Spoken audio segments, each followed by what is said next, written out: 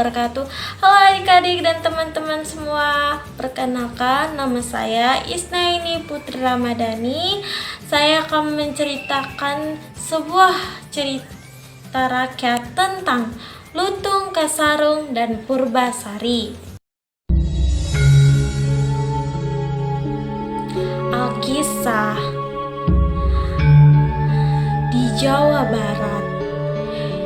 Di sebuah kerajaan, hiduplah seorang raja bernama Prabu Tapa Agung. Beliau memimpin kerajaan Pasir Batang dengan arif dan bijaksana. Raja memiliki 7 orang putri yang sangat cantik jelita. Mereka adalah Purbararang, Purbadewata, Purbaeda, Purbakancana, Purbamani, Purbaeluh, dan Purbasari. Putrinya yang lain sudah pada menikah. Tinggallah Purbararang dan Purbasari yang belum menikah. Tapi Purbararang sudah memiliki calon tunangan bernama Raden Indrajaya, merupakan putra salah satu menteri. Sedangkan Purbasari belum memiliki calonnya.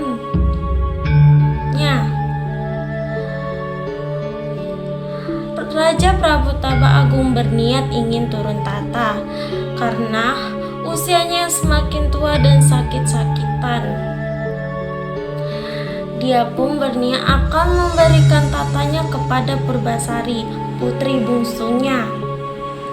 Menurutnya, Purbasarilah yang pantas menjadi penerus pemimpin kerajaan Pasir Batang karena hatinya yang baik dan bijaksana.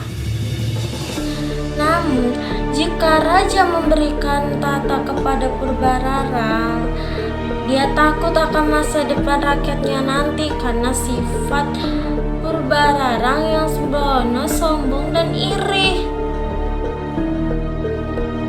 Dan pada akhirnya pun raja memutuskan Purbasarilah yang memimpin kerajaan Pasir Batang. Namun Purbararang sangat marah, tidak terima. Kenapa Purbasari yang diberikan tata kerajaan bukan dirinya?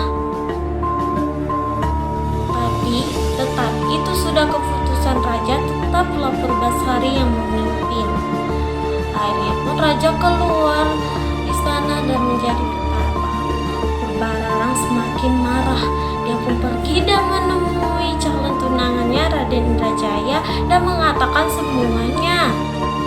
Setelah Purbararang menceritakan kepada Raden Indrajaya, mereka berencana untuk melakukan suatu hal jahat kepada Purbasari. Mereka pun pergi ke rumah nenek sihir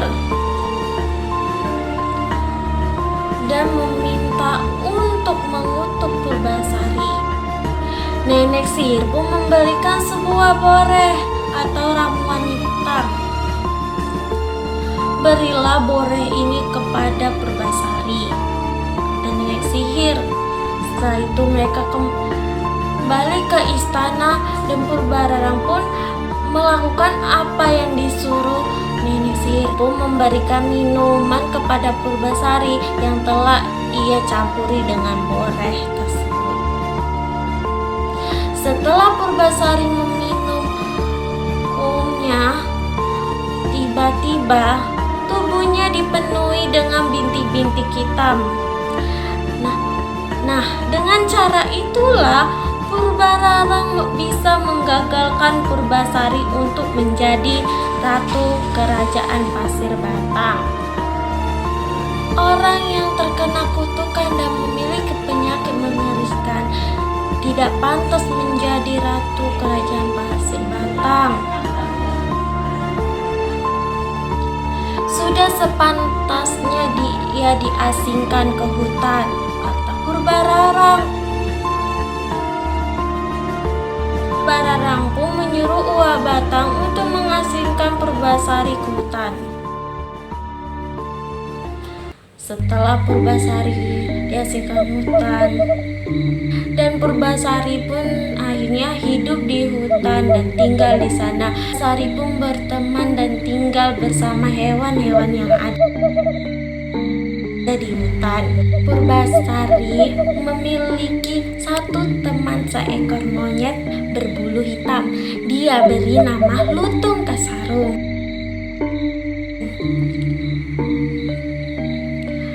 Suatu malam,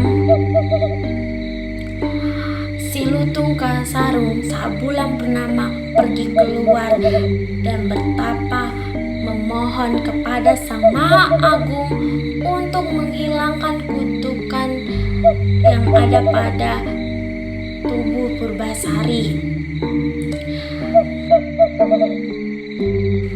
Dan diberilah sebuah telaga yang jernih bersih. Dan dia pun kembali ke tempat beradanya Purbasari. Keesokan paginya, dia mengajak Purbasari untuk mandi di telaga tersebut. Akhirnya pun Purbasari mandi, dan mereka sambil bermain saling siram-siraman.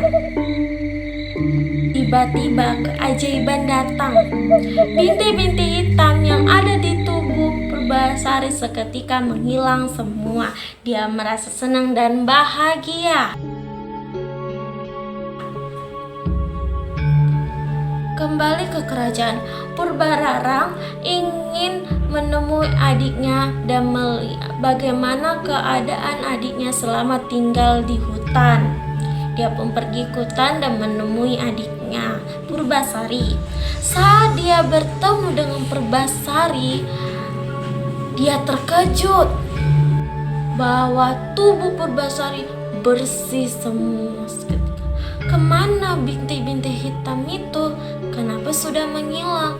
Tanya. Dia merasa tidak terima.